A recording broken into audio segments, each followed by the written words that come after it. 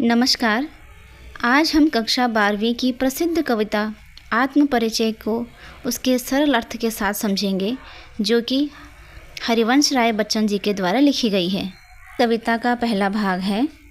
मैं जगजीवन का भार लिए फिरता हूँ, फिर भी जीवन में प्यार लिए फिरता हूँ। कर दिया किसी ने झंकृत जिसको छूकर, मैं सांसों के 2 तार लिए फिरता हूँ। पंक्तियों में कवि कहते हैं कि मुझ पर इस सांसारिक जीवन और जिम्मेदारियों का बहुत बोझ है, जिसके बावजूद मेरे दिल में सबके लिए केवल प्रेम है। मेरे जीवन के तारों को किसी प्रिय ने छूकर झंकृत कर दिया है और संगीत से भर दिया है, और मैं उन्हीं यादों की सहारे सांस लेकर जी रहा हूँ। हमारा दूसरा काव्यांश है। मैं स्नेह सुरहा का प्यान किया करता हूँ, मैं कभी न जग का ध्यान किया करता हूँ। जग पूछ रहा उनको जो जग की गाते, मैं अपने मन का गान किया करता हूँ। इन पंक्तियों में कवि कहते हैं कि मैं हमेशा प्रेम रूपी मदिरा यानी कि स्नेह सुरहा के मद में मस्त रहता हूँ। यह दुनिया मेरे बारे में क्या सोचती है, मैं इसकी परवाह कभी नहीं करता। यह संसार तो केवल उन्हीं की तारीफ़ करता है जो दुनिया के हिसाब से चलते हैं, लेकिन मैं केवल अपने मन की खुशी और मर्ज़ी की कविता गाता हूँ। अर्थात कवि कहते हैं ये दुनिया उनके बारे में कुछ भी सोचे, लेकिन वे सभी के लिए प्रेम रूपी व्यवहार रखते हैं। अगला काव्यांश है। मैं निज उर के उद्धार लिए फिरता हूँ, मैं निज उर के उपहार लिए फिरता हूँ। है यह अपूर्ण संसार न मुझको भाता, मैं स्वप्नों का संसार लिए फिरता हूँ। पंक्तियों में कवि कहते हैं कि मैं अपने हृदय के भावों को व्यक्त करता हूँ और सबको प्रेम का उपहार बांटता हूँ। यह संसार अधूरा और स्वार्थी है, इसलिए मुझे यह पसंद नहीं आता। मैं तो हर वक्त अपनी ही कल्पनाओं के खूबसूरत संसार में खोया रहता हूँ। अर्थात यह संसार जो है केवल स्वार्थ के भावों पर ही टिका रहता है, लेकिन कवि उन सब को छोड़ करके केवल अपनी ही कल्पनाओं में मस्त रहता है। अगला काव्यांश है। मैं जला हृदय में अग्नि दहा करता हूँ, सुख दुख दोनों में मग्न रहा करता हूँ। जग भव सागर तरने को नाव बनाए, मैं भव मौजों में मस्त रहा करता हूँ। इन पंक्तियों में कवि कहते हैं कि मैं वियोग और दुखों की आग में अपने ही हृदय को जलाता हूँ, लेकिन मैं सुख हो या दुख दोनों ही हालातों में हमेशा मस्त रहता हूँ। दुनिया के लोग इस संसार रूपी सागर को पार करने के लिए कर्मों की नाव बनाते हैं, लेकिन मैं इस संसार की लहरों में जो भव मौजें हैं उनमें बिना किसी फिक्र के खुशी खुशी तैरता रहता हूँ। हमारा अगला काव्यांश है। मैं और जग और कहाँ का नाता, मैं बना बना कितने जग रोज़ मिटाता। जग जिस पृथ्वी पर जोड़ा करता वैभव, मैं प्रतिपक उस पृथ्वी को ठुकराता। अर्थात इसमें कवि कहते हैं कि मेरा स्वभाव दुनिया के स्वभाव से सर्वथा विपरीत है। ऐसे में मेरा और इस संसार का भला कैसे कोई संबंध हो सकता है। मैं तो न जाने इस संसार जैसे कितने काल्पनिक संसार रोज़ बनाता हूँ और फिर अपनी ही धुन में उन्हें मिटाकर कल्पनाशीलता के सागर में नव निर्माण के लिए डूब जाता हूँ।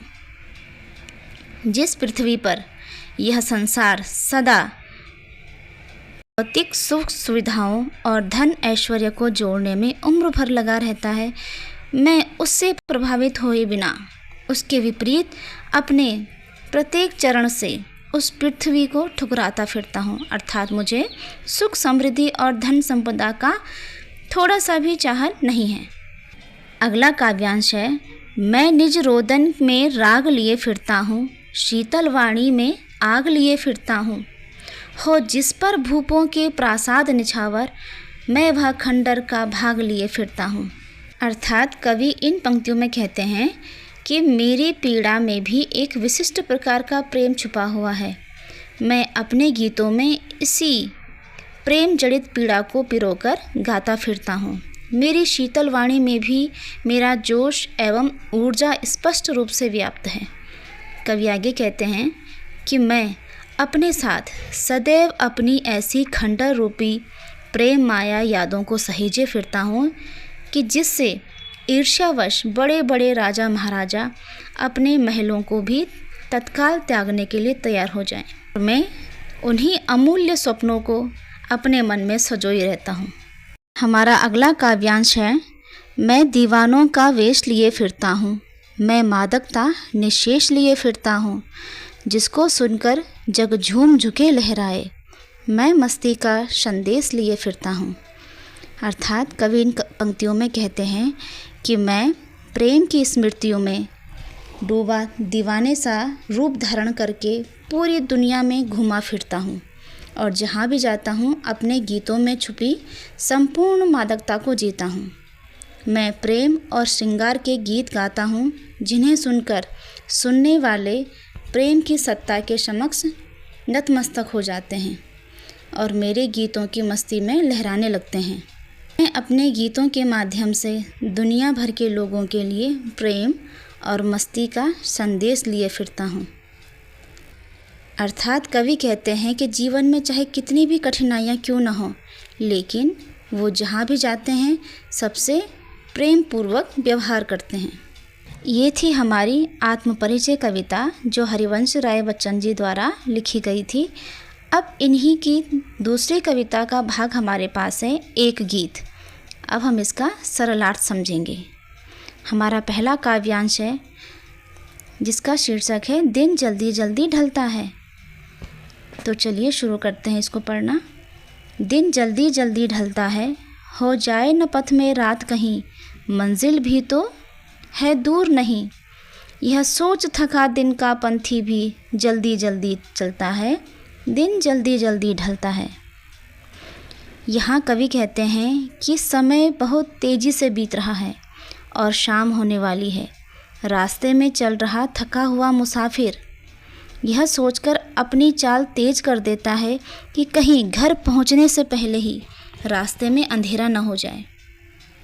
उसकी मंजिल अब पास ही है, इसलिए वह कदम जल्दी जल्दी बढ़ाता है। हमारा दूसरा काव्यांश है, इसमें बच्चे प्रत्याशा में होंगे, नीड़ों से झांक रहे होंगे, यह ध्यान परों में चिड़ियों के भरता कितनी चंचलता है, दिन जल्दी जल्दी ढलता है। इन पंक्तियों में कवि चिड़ियों का उदाहरण देते हुए कहते हैं कि जब एक चिड़िया आसमान में उड़ती है तो उसे याद आता है कि उसके बच्चे घोंसलों यानी कि नीड़ों से सिर निकालकर उनका इंतज़ार कर रहे होंगे। तो इस ममता भरे विचार से चिड़िया है उसके पंखों में गजब सी फुर्ती और चंचलता आ जाती है और वह तेज़ी से अपने बच्चों की तरफ उड़ती है। हमारा अगला काव्यांश है जिसमें कवि ने एक अकेलेपन को सामने रखते हुए लिखा है कि मुझसे मिलने को कौन विकल, मैं हूँ किसके हित चंचल, यह प्रश्न शिथिल करता पद को भरता और उनमें विहलता है, दिन जल्दी जल्दी ढलता है। कविता के अंत में कवि का अकेलापन सामने आता है। कवि सोचते हैं कि घर पर मेरा इंतज़ार करने के लिए भी कोई भी व्याकुल नहीं है, फिर मैं किसके लिए इतनी तेज़ी से घर जाऊं? यह सवाल आते ही कवि के पैर ढीले यानी कि शिथिल हो जाते हैं और उनका दिल उदासी से भर जाता है। समय अपनी रफ्तार से लगातार बीतता है, दिन जल्दी जल्दी ढलता है। तो बच्चों, बच्चन जी की ये कविताएं हमें सिखाती हैं कि जीवन की भागदौड़ में प्रेम ही सबसे बड़ी ताकत है, यानी कि सबसे अच्छा व्यवहार रखना ही हमारी सबसे बड़ी ताकत है।